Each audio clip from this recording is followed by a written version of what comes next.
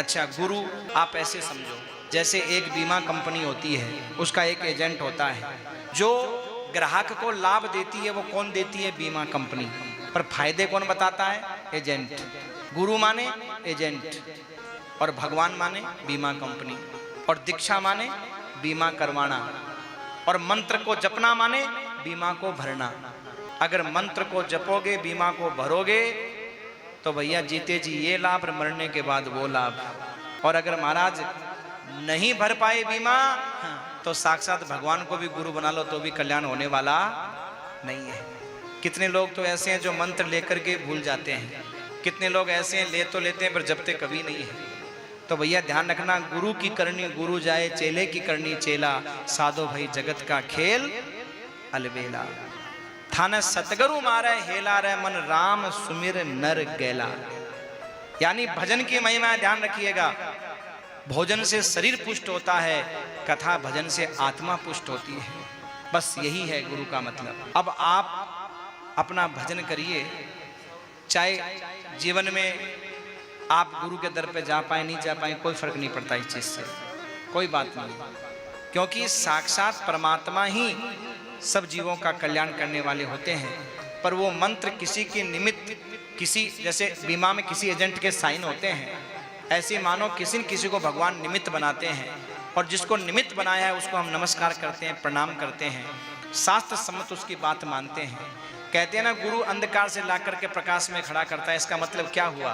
कभी हमारे जीवन में कोई ऐसा क्लेश पैदा हो गया, समझ में नहीं आ रहा क्या करें, तो जो हमारा वो गुरु है वो हमें समझाता है, देख बेटा ऐसा नहीं, ऐसा करो, ऐसा करो। पति पत्नी दोनों को समझाया, दोनों ने उसकी बात को माना, और बात मानने के बाद में वो दुख दूर हुआ।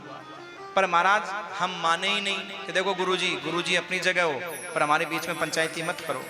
तो महाराज फिर वो अंधकार में ही पड़े रहते हैं, प्रकाश में कभी नहीं आते। बात को मानना चाहिए। शास्त्र सम्मत बात जब हम मानते हैं तो उस बात के द्वारा हमारा कल्याण होता है। बस यही है सजनों गुरु। या तो हम गुरु की अंधी भक्ति करने लग जाएंगे महाराज। कई लोग कहते हैं वो ऐसा निकला, ऐसा तुम्हारी फूट गई क्या? एक बात सोचो, हमारे यहाँ बार बार कहते हैं भैया भगवान वो है जो सब कुछ करने में सक्षम है। हमारे यहाँ देवताओं का भी मंदिर नहीं बनता, अब लोग बनाने लग गए। हमारे यहाँ सिर्फ भगवान का ही मंदिर हुआ है। अगर देवताओं के ऋषियों के मंदिर बन जाएं तो कितने महात्मा ऋषि हुए हैं, सब जगह उन्हीं के मंदिर होते। पर महाराज कलयुग में केवल लोगों ने कई प्रकार के मंदिर बना दिए। हमारे यहाँ सिर्फ भगवान के और भगवती के मंदिर है महाराज। बाकी जितने भी मंदिर बने हुए हैं ना, सब ये नाजायज है महाराज, किसी का कोई मतलब नहीं है। हमारे यहाँ जब कोई पूजा पाठ होती, देवताओं को बुलाया जाता है और बाद में विदा कर देते हैं, गच्छ गच्छ सुर श्रेष्ठ है, जाओ भाई अपने अपने स्थान पे जाओ, है स्वस्थाने, अपने अपने स्थान पे जाओ, विदा कर देते हैं। फिर जब पूजा पाठ करते हैं फिर बुलाते हैं। और मंदिर सजनों भगवान का होता है। एक बात देखो, हनुमान जी महाराज भगवान के कितने परम भक्त हैं, लेकिन हनुमान जी को भगवान कोई बोलता है क्या? कोई बोला हनुमान जी भगवान की जय? और आज एक छोटा मोटा कोई महात्मा थोड़ा सा महाराज 2 लाख 4 लाख चेले बना ले, अपने आप को भगवान मान लेता है। बोलो, उसके चेले उसके अलावा किसी को मानते ही नहीं है। न कोई कथा सुनते, न सत्संग सुनते, न रामायण पढ़ते, न गीता, न भागवत, न कोई बाप का श्राद्ध, न कोई बाप का भंडारा, न कोई बाप के आने की खुशी, न कोई जाने की खुशी, और गुरुजी के जाने का भी भंडारा, गुरुजी के आने का भी भंडारा। अब बताओ महाराज, सोचने की बात है ये। और फिर महाराज कोई बात होती है तो लोग सब महात्माओं को एक जैसे देखने लग जाते हैं। नहीं भैया, सब 5 उंगली बराबर नहीं होती, ध्यान रखना। ये धरती संतों के बल पर टिकी हुई है, सतियों के बल पर टिकी हुई है। धरती पर आज भी सतियां हैं, धरती पर आज भी महात्मा संत हैं, लेकिन सजनों हम उनको पहचान नहीं पाते हैं, हम उनको देख नहीं पाते हैं।